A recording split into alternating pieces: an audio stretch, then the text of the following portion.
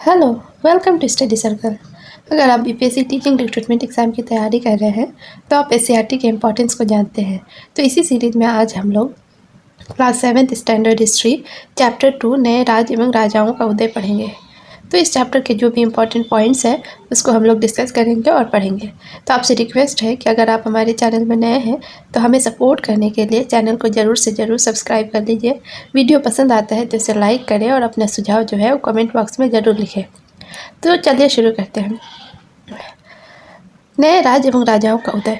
तो पिछले चैप्टर्स में क्या है कि हमने ऑलरेडी क्या पढ़ लिया था कि भारत के पश्चिमी किनारों पर अरबों का आगमन हुआ और उनकी सत्ता जो है स्थापित हुई। तो हमने जो है पिछले चैप्टर्स में पढ़ा था कि कैसे अरब जो थे वो भारत आए और भारत आकर वो कैसे बस गया और यहाँ पर उन्होंने अपनी सत्ता स्थापित की थी। ये हम लोग ऑलरेडी पिछले चैप्टर्स में पढ़ चुके हैं। वो हमारे चैनल में ऑलरेडी पब्लिश हो चुका है। अगर आप देखना चाहते हैं तो आप प्लेलिस्ट में जाकर चेक कर सकते हैं। तो जब उनकी सत्ता स्थापित हुई तो क्या हुआ कि इसी समय उत्तरी व मध्य भारत के राजनीतिक मानचित्र पर राजपूतों का उदय हुआ। किसका उदय हुआ? राजपूतों का उदय हुआ। तो यहाँ एक मानचित्र आप देख सकते हैं, है ना। यहाँ पे ये जो ग्रीन पार्ट है, इस पार्ट में किसका उदय हुआ? राजपूतों का उदय हुआ। और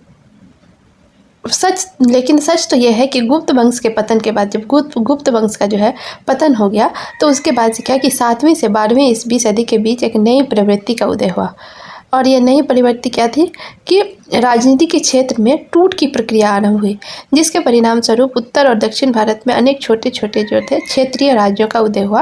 और समय पर हर्ष जैसे शासकों ने क्या किया था कि एक बड़े भूभाग पर शासन करने का प्रयास किया, परंतु उसके बाद के शासकों को उसमें आशातीत सफलता नहीं मिली। यानी कि जो हर्षवर्धन जैसे महान शासक थे वो लोग तो क्योंकि एक जो है बड़े भूभाग पर राज किया, लेकिन जैसे ही कोई बड़ा या महान शासक जो होता था उनकी मृत्यु हो जाती थी तो उसके बाद के जो वंश थे उसके जो सक्सेसर थे उसको नहीं चला पाते थे।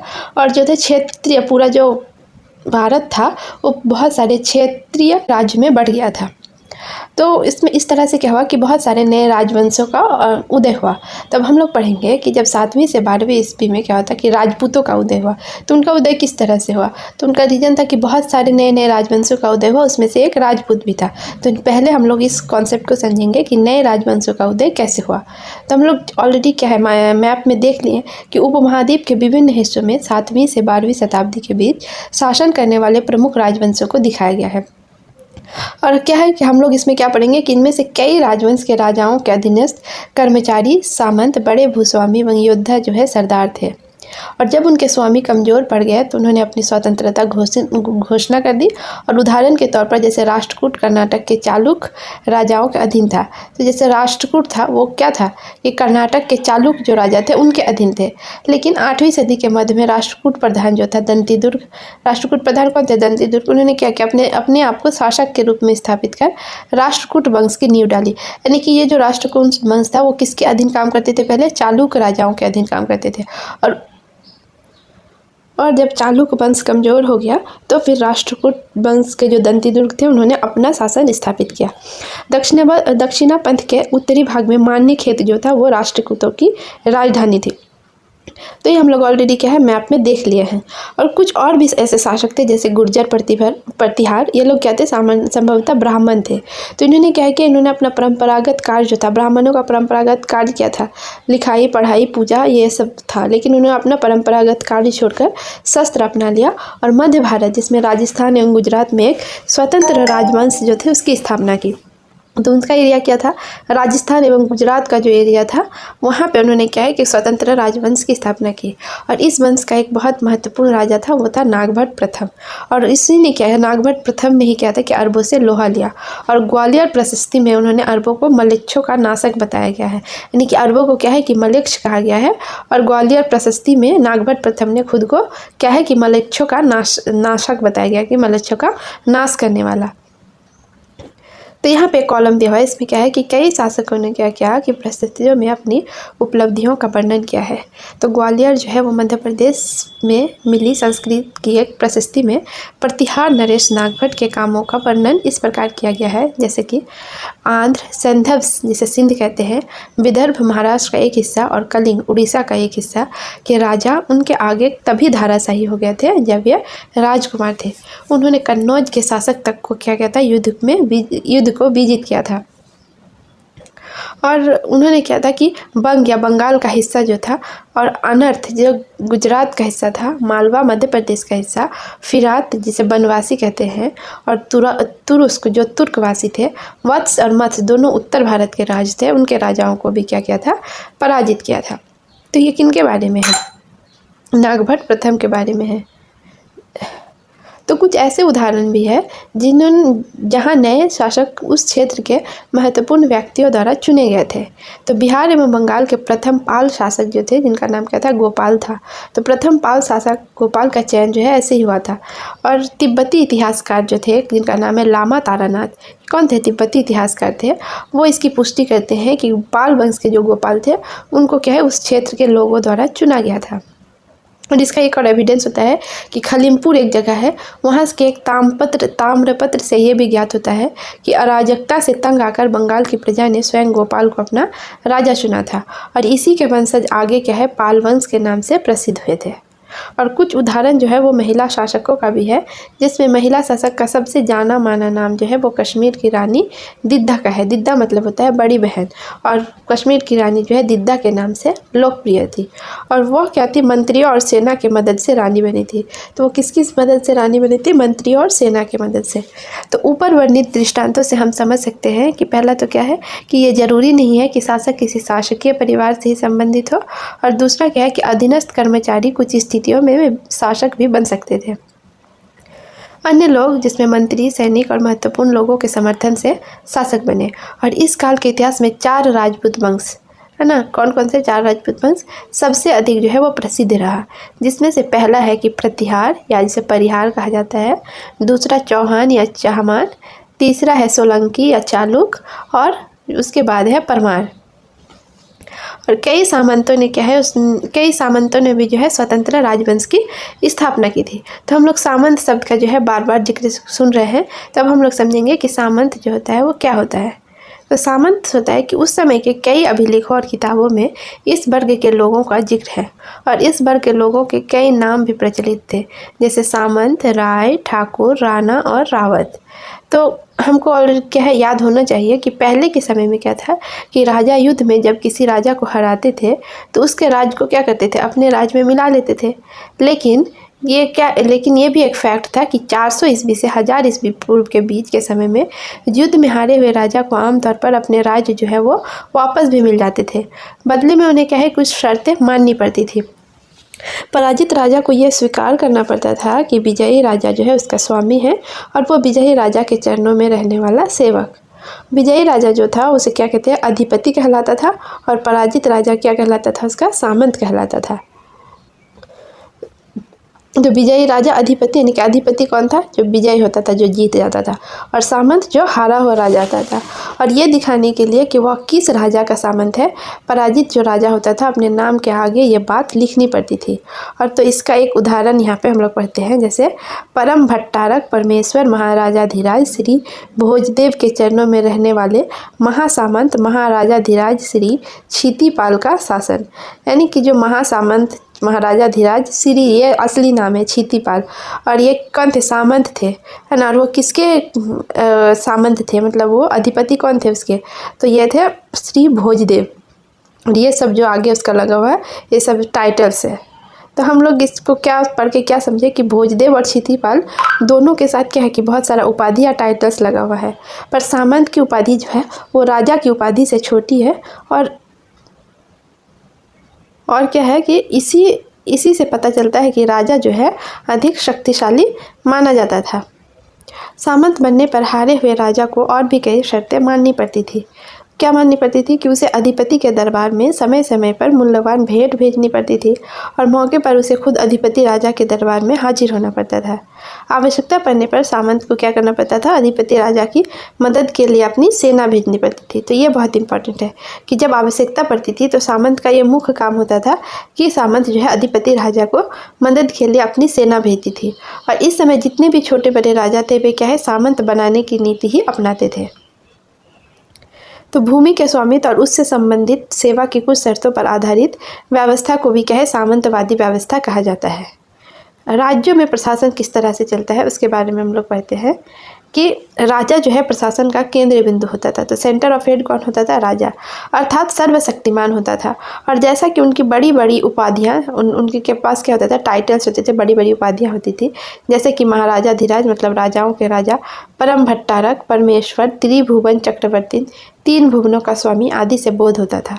अभिलेखों तथा तत्कालीन साहित्य में क्या था, केंद्रीय शासन के संबंध अनेक पदाधिकारियों का उल्लेख है। जैसे क्या था, कौन कौन से पदाधिकारियों का उल्लेख है, जैसे पहला तो है संधि विग्राहक। संधि विग्राहक कौन होते थे, ये विदेश विभाग का प्रधान होता था। ये बहुत इंपॉर्टेंट है, इसको रट जाना है। संधि विग्राहक जो है वो विदेश विभाग का प्रधान होता था। अक्षपटालिक जो होता था वो आर्थिक या राजस्व मंत्री होते थे। भंडागारिक जो होता था वो राजकीय भंडार का अधिकारी होता था। वहीं महादंड नायक जो होते थे वो पुलिस विभाग का प्रधान होता था। सर्वशक्तिमान होने के बावजूद क्या है, राजा अपने सामंतों के साथ साथ ब्राह्मणों, किसान तथा व्यापारी संगठनों के साथ सत्ता की साझेदारी करते थे। तो क्या करते, ये क्या था कि राजा जो है वो सर्वशक्तिमान तो होता ही था, इसके बावजूद राजा क्या करता था कि राजा अपने सामंतों के साथ साथ ब्राह्मणों, किसान तथा व्यापारी जो होते थे उनके संगठनों के साथ सत्ता की साझेदारी करते थे। और प्रायः राज्यों में क्या हुआ था कि उत्पादकों का एक वर्ग था जिसमें कौन कौन थे, किसान, पशुपालक एवं कारीगर आते थे।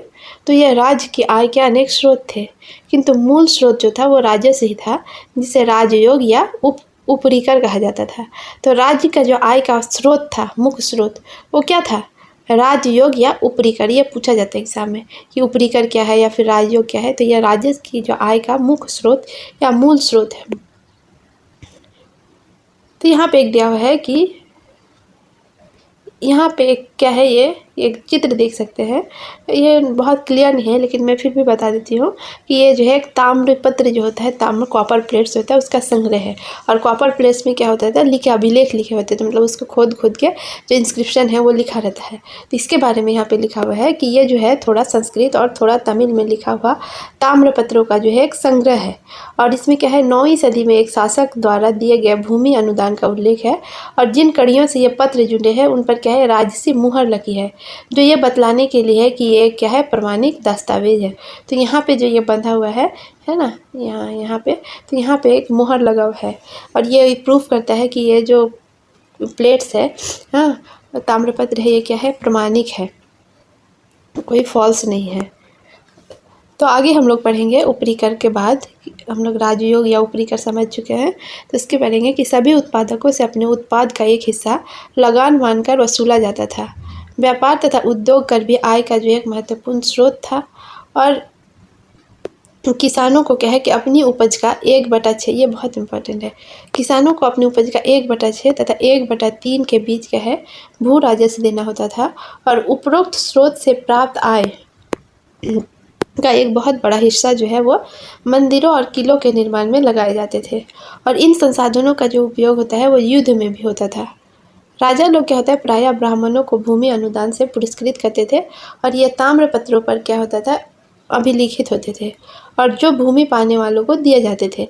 ये ब्राह्मण शासकों के लिए क्या है, यज्ञ करते थे और ये शासकों के लिए क्या है, वंशावली भी तैयार करते थे, जिसमें यह दिखाने का प्रयास करते थे कि शासक किस प्रकार पुराने और वैभवशाली शासक परिवारों से जो है संबंधित है।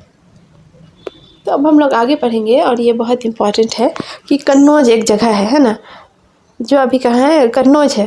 और कन्नौज के लिए जो है हमेशा ही संघर्ष होता रहता है। तो हम लोग क्या ऑलरेडी जानते हैं कि भारत पर क्या है कि अरबों के आक्रमण के बाद संपूर्ण प्रायद्वीप में 3 महत्वपूर्ण शक्तियों का उदय हुआ। और ये 3 महत्वपूर्ण शक्तियाँ क्या क्या थी, मध्य एवं पश्चिम भारत के गुर्जर प्रतिहार, दक्कन के राष्ट्रकूट और बंगाल के पाल। और कौन कौन थे, ये 3 याद रखना है। पहला तो पश्चिम भारत में गुर्जर प्रतिहार, और दक्षिण जो है नीचे उसमें क्या होता है दक्कन के राष्ट्रकूट, और बंगाल में कौन थे पाल।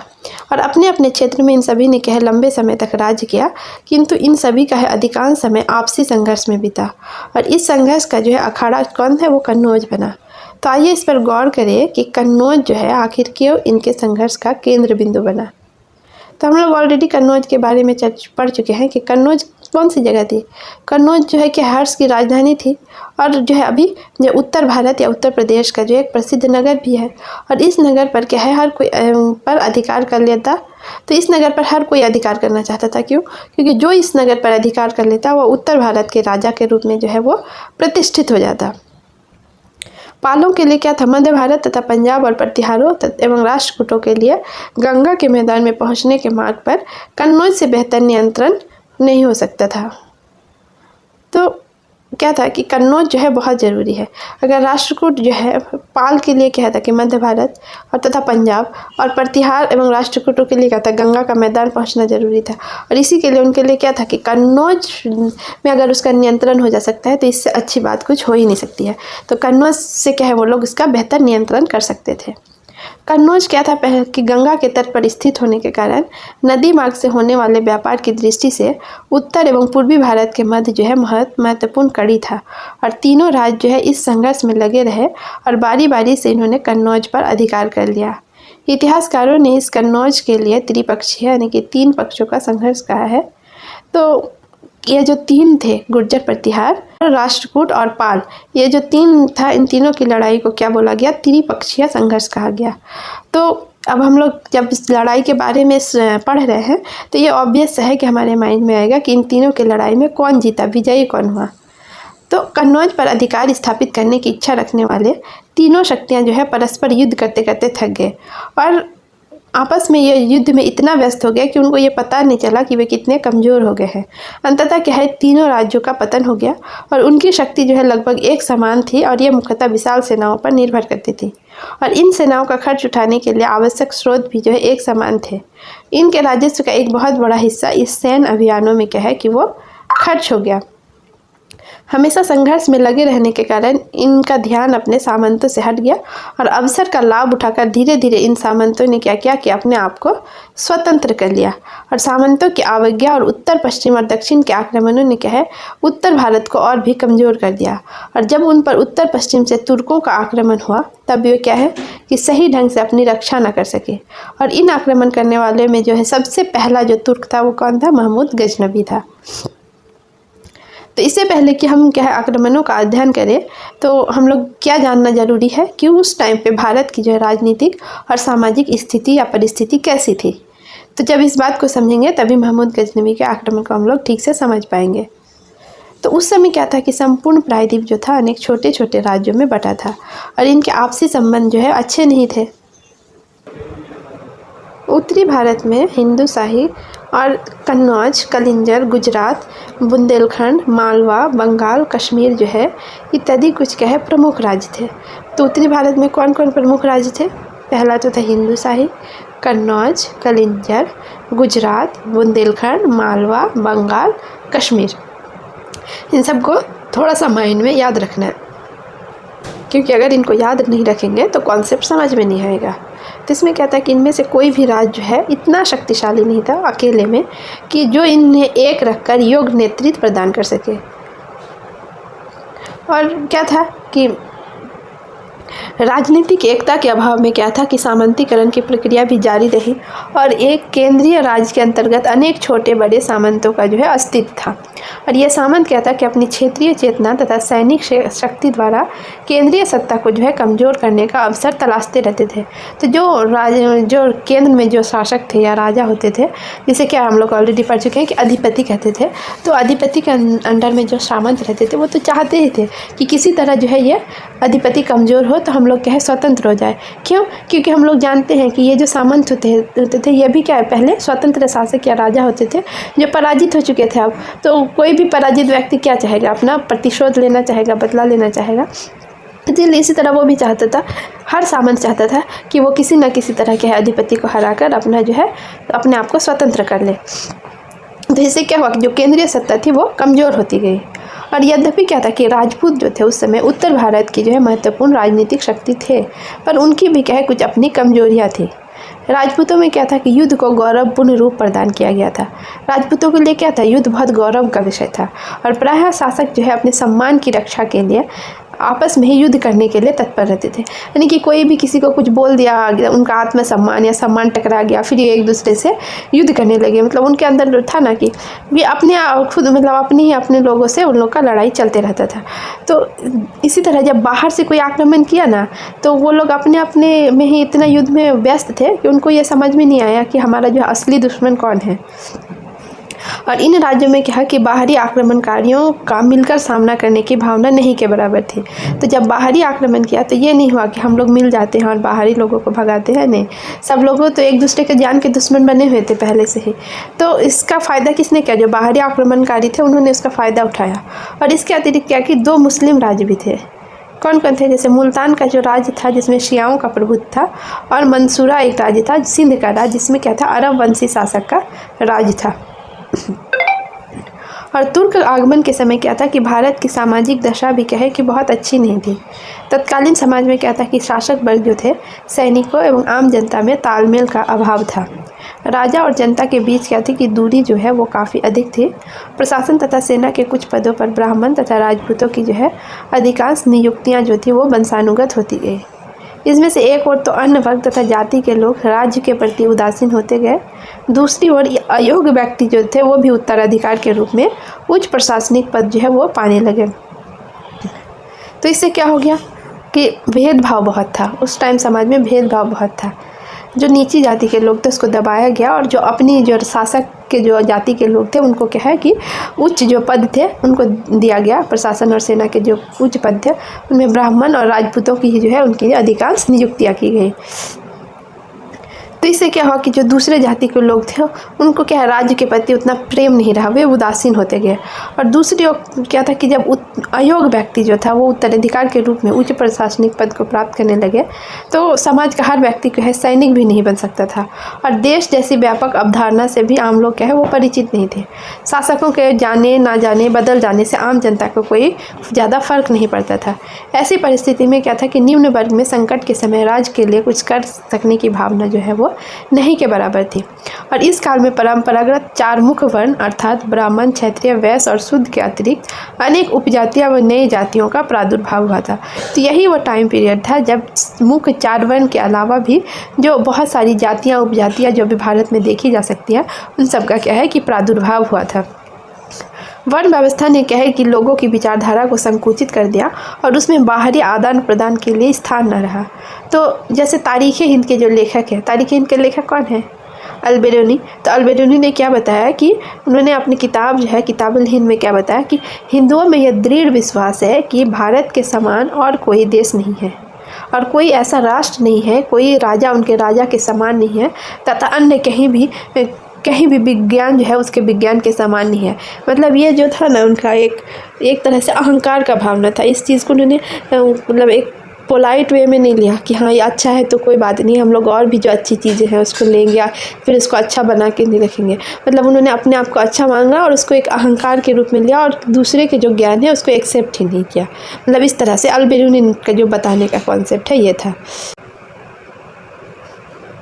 तो ये जो है हम लोग इस चैप्टर का ये पार्ट 1 है। पार्ट 2 जो है बाकी जो चैप्टर है हम लोग बचा हुआ वो हम लोग पार्ट 2 में पढ़ेंगे। तो अगर आपको ये वीडियो पसंद आता है तो इसे लाइक करें, शेयर करें और अपना जो सुझाव कमेंट बॉक्स में ज़रूर लिखें। और इस चैप्टर्स में जो है कंटिन्यू बने रहने के लिए क्या है कि आप चैनल को ज़रूर से ज़रूर सब्सक्राइब कर लीजिए। वीडियो जो है वो आपका प्लेलिस्ट में मौजूद होगा, आप वहाँ पर जाके इसको चेक कर सकते हैं। वीडियो देखने के लिए आपका बहुत बहुत धन्यवाद।